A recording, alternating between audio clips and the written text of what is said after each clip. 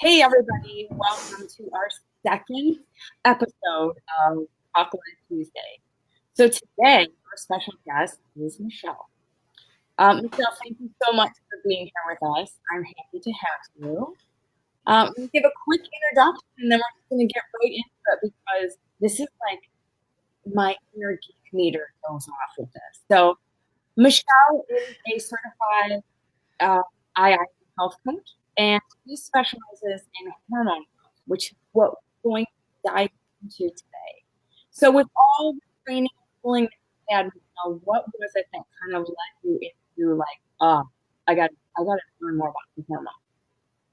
Well, when we so in school, we learned a whole bunch of stuff about a whole bunch of stuff, and the idea is to kind of introduce you to a whole bunch of things to see what you would be interested in, developing your work around, whatever. So we got to the unit where I was told that PMS symptoms are like not a thing. Like you're not supposed to have sore boobs and you're not supposed to have bad cramps and all the symptoms that we're used to with our periods are not supposed to be a thing. So I was like, wait, what? So when I finished my schooling, I added on a secondary schooling to dive deep into hormones. So it's just crazy how I've lived 44 years thinking like bad periods were a thing and sore boobs were a thing and feeling like 1 second you have everything in the world to wear and then the next you have nothing to wear, even though you have a full closet full of stuff. Right. So yeah, all that's not supposed to be a thing. Exactly. And what they tell us is, oh, it's normal, you're female, and it comes with the territory of hormonal. Yeah. So diving a little bit deeper into the inner world of hormones, what does your period actually say? Like, what is it telling you hormonally when things are going the way that you think it's supposed to go, but it's not? Well, the great thing about your period is it tells you, like, it'll show you symptoms of what is going on. Like, for example, the ideal period should be 28 to 30 days long in your cycle. Your bleed should be 5 to 7 days. And the color should be the color of cranberry juice. I know that sounds gross, and now maybe people will never drink cranberry juice again. But let me also ruin maple syrup for you, because it should be the color of cranberry juice and the consistency of like maple syrup. So anything less than that or anything more than that is an indication that hormones are kind of getting a little cuckoo.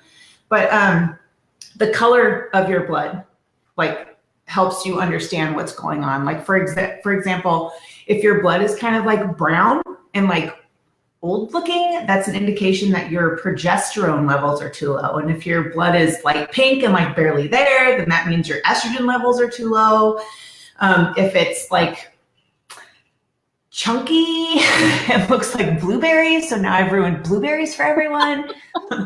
So no pancakes with blueberries and maple syrup and no cranberry juice to go with it. But if your blood is like deep blue or purple and kind of chunky, then that means that your estrogen levels are way too high. And then that is an indication or could lead into endometriosis, fibroids, cysts, and all that kind of fun stuff. There's indications like if you have a heavy flow, then that means that you're probably deficient in vitamin A and or vitamin K, and you probably have some estrogen dominance going on. If you have really bad cramps, then it's an indication that you're low in omega-3s. So, I mean, there's all these little tips and tricks, and like your body is always telling you signs, whether it has to do with your period or cravings or just everything in general. Your body always tells you signs, and if you can clue in and tune into what those signs and symptoms mean, then you can fix them and feel better. But I think so many people are just so used to feeling like crap all the time. They just think, well, that's it. Right. And then especially women who, I don't know that they're even teaching that. I mean, obviously it's been a long time since I've been in school, but I remember like sex ed in school, and it was just kind of like, yeah, your periods are going to suck. Deal with it. Good luck. Yeah. And but a lot of times, like I brought some of those symptoms that you're talking about. Mm-hmm. My doctor. I've had fibroid tumors, and never once was something brought up. Oh, it could be this hormone level off. Test. No, it's on birth control. Which is the worst thing to do. Right, and in 3-4 months, you're like, oh, we have to switch it up again. This, that, or the other is wrong. You're having other symptoms. So with someone who has symptoms that you talked about, or like PCOS, endometriosis, like you talked about, the fibroid tumors, irregular periods, what kind of tips would you give them to actually? I mean, we have to be our own advocate, but what steps do you take to start protecting your hormones? Well, the good thing about having hormone imbalances is that everyone, no matter what your hormone imbalance is, everyone can benefit from reducing or completely cutting out processed foods from your diet. That is made, I mean, I won't even go into what processed foods are made out of, but it is not food. It's food-like substances, and your hormones are like, what the heck? So it's really important to eat well, like really be conscious about what you're eating. Reduce or completely cut out processed foods. You want to cut down or cut back or completely eliminate added sugars, which is in like everything. You want to, let's see where else. You want to, some people react poorly to dairy. So dairy is a really mucus producing substance, and that could be causing extra problems with your periods. You want to make sure that you're picking your proteins wisely. Like there is such a thing. I remember, when John and Kate Plus 8 first aired, like however long ago, and she was all cuckoo crazy about organic. And I was like, dude, you're wasting your money. I can't believe it. But I'm sorry to say that it's totally true. Picking organic foods whenever possible. Making sure that your proteins are lean, and beef. So beef is not the enemy. You can eat, I saw your face. Beef is not the enemy. No, I'm serious. Grass-fed and grass-finished beef is actually relatively good for you. I mean, I wouldn't put it on like the vegetable list, but it's not that bad for you. Factory farm meats are horrible, whether that's pork or beef or chicken or whatever. So you want to choose your proteins wisely. You want to make sure that you're eating healthy fats. So a lot of people have a misconception that fats make you fat, and that is not true. Of course, unhealthy fats are not good for you, but healthy fats your body absolutely needs. And then there's other things that have nothing to do with food, like you want to take measures to reduce stress. You want to like meditate or deep breathing exercises or stuff like that. And then you also want to make sure that you're getting adequate sleep. So the ideal is 7 to 9 hours and having good sleep habits, but that's a good place for everyone to start. Of course, there's other nuances depending on what your issues are, and supplements come into play pretty heavily, but everybody starts with baseline of food because your body makes hormones out of the food you eat. So if you're eating crap, then your body's going to create crap hormones, which is going to help lead to or exacerbate your hormone imbalance issue. So, and I love how you went into the whole food and, managing stress better and getting sleep. And basically that all centralizes around just the stress that goes on in your body from food at night. So your body goes a little crazy. Not getting enough sleep, stressing your body, messing up certain hormones. That all leads down to that path of crazy and unusual periods that we think are normal, and it's not. Not normal. Like in my opinion, you shouldn't even know you have your period when you have it. Exactly. No, that's fact. That's not. I mean, that's like wishful. Some people think that's wishful thinking, but that's actually what should happen. You shouldn't even notice that you have your period. This is probably TMI, but I worked like after I went through school and I learned the different techniques and started taking supplements and being mindful of what I was eating, yada, yada. I worked really hard to regulate my period. And now I kind of brag about the fact that I have to set a timer to remind myself to change my tampon because I don't realize that I have my period. So I legit have to set a timer. Remind yourself that it was coming. No. Because I mean, not like, oh, am I supposed to be getting it now? Because I've gone from the completely irregular crazy off the hormone, getting off the pill, changing up diet, supplementation, no more fibroid tumors. I'm like, so how am I supposed to know when it's coming now? Right. Had all those signs and symptoms that we thought like, oh, those are normal. That's your Well, sign, it's coming. Now I got here's the other thing that's kind of crazy is if you're still getting your period, you can cycle sync with the moon, with like the phases of the moon. So you can kind of control, I mean, over a period of time, it's not like instantaneously, like you're going to like immediately map yourself to the moon, but you can cycle sync with the moon by taking certain steps and eating certain things during the different phases of your period. It's kind of really fantastic, really, if you think about it. But and then other people who have either are in perimenopause or have made it through menopause, you can still apply these same techniques by assuming the moon cycle as your cycle. And the interesting thing about being a chick is that like dudes have like a 24-hour cycle. They're like legit brand new every 24 hours. They just start over and everything's new and yada yada.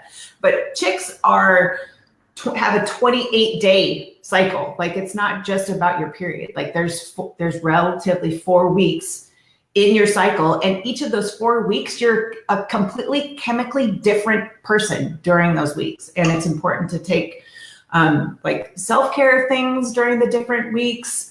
Different foods are important during the different weeks, and the like the exercises you do or don't do are important for the different kinds of weeks. So, I mean, it's just the amount of information out there that isn't explained to girls is, I mean, it kind of makes me mad a little bit, but in the same breath, it kind of makes me, gives me the courage to come on a Facebook Live and be like, yeah, I've set my timer because I don't know when to change my tampon because I don't know that I'm on my period. So suck it. But you too can be like this. Right. It is possible. You do not have to suffer. Right. And that's the thing that it's just, we've all taught that this is like, the period curse, you know? Right. And if you're laying in the fetal position during the week during after, it's kind of how it's going to be. And maybe we'll try to put you on this and see if it works. Right. Right. It starts so much with before that. It starts with, like you said, what we're putting in our body, what we're eating, how we're stressing ourselves out. And I love that you brought that out because some of it is like, I didn't know the whole cycle of the moon. Like I can remember when they had me on the birth control that you didn't have to have a period that every month, which clearly not good. No, this is not cool for me. It's not what it's supposed to be doing as far as getting rid of the symptoms that were really crazy, not all kinds of stuff. And so they don't look for other alternatives, and I appreciate you bringing that out because I mean I'm sure both of us could go on all day forever. I'm like thinking of 12 different things. I'm like, oh, we could talk about this. We could talk about this. We could talk about this. Like, who ever thought that I would be so excited? Like when you first started learning about all this, that you were just like, oh, that was the turning point where you were like, this can be different. Like, what struck you? I mean, from the very get-go, when, and I can't remember the lecturer's name, but I think because my mind was blown and I like wiped everything else out. But just the moment, because I got my period when I was 14, and I don't know how much detail you want to go into in this conversation, but I guess I'm an open book. But I got my period when I was 14, and I had horrendous periods. Like I had to go to the emergency room. Like my body went into labor. It was the worst. And when I found out that, the typical symptoms, bad cramps, heavy bleeding, sore boobs, mood swings up the wazoo are not supposed to happen. I was like, oh my gosh, how many like young women and, our age women, how many women are out there thinking like, oh, I just have to deal with this. So, just the idea of it doesn't need to be that way. And then, okay, so then what do you do so it's not that way?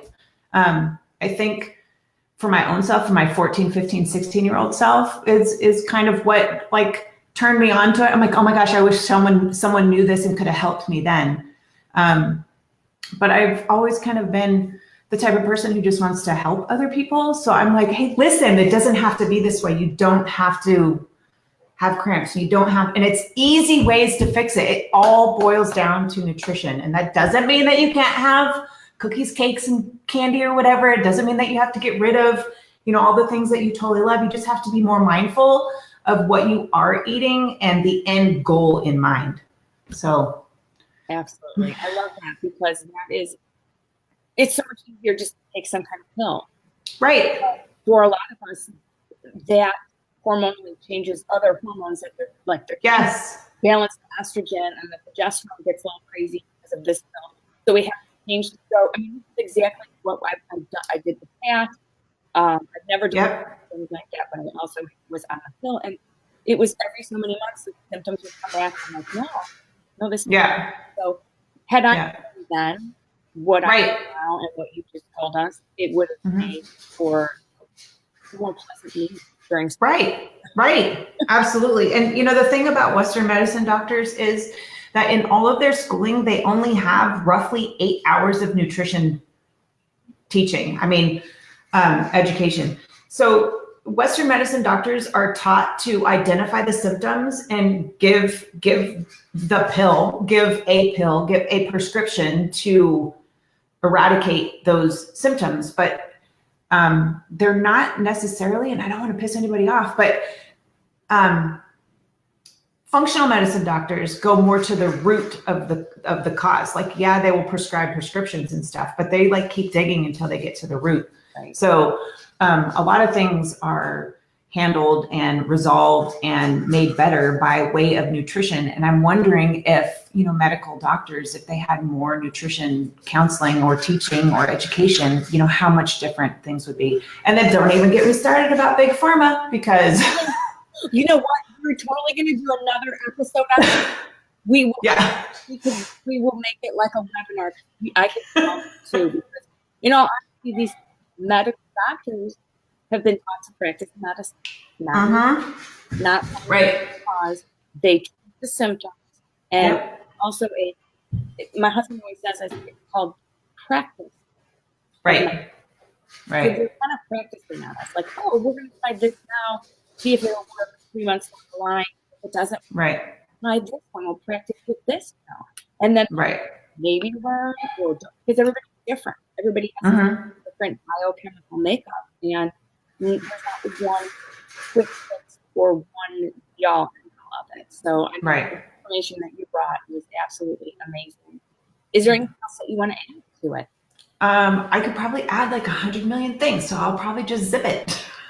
Because I love having you on. So anything you think of after this, we can branch off into so many different other, we can have it again and again and again, because I would love to do the whole big pharma with you.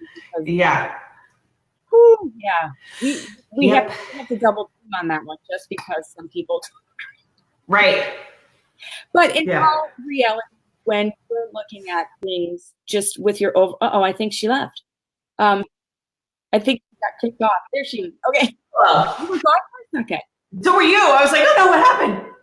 Technology is great. So in closing, well, I don't know if one of our internet's getting bad or what, but it's always good to have this information so you can make an educated decision. You know what questions to ask your doctor. By all means, we're not saying like, hey, tell your doctor to go take a flying hike. But there's another way. You don't have to go through the Eve ate the apple punishment that we all think that we're supposed to be having, and it's just hard to it's not. So thank you so much for bringing all that information to us. If anybody has any questions, go ahead and put them in the comments, and we'll be sure to answer you guys. So thanks again, Michele, for being on. I appreciate you. Thank you. And next week, I don't know what guest is coming next week, but make sure you guys tune in live Tuesday. Thanks for hopping on, guys. We'll chat later.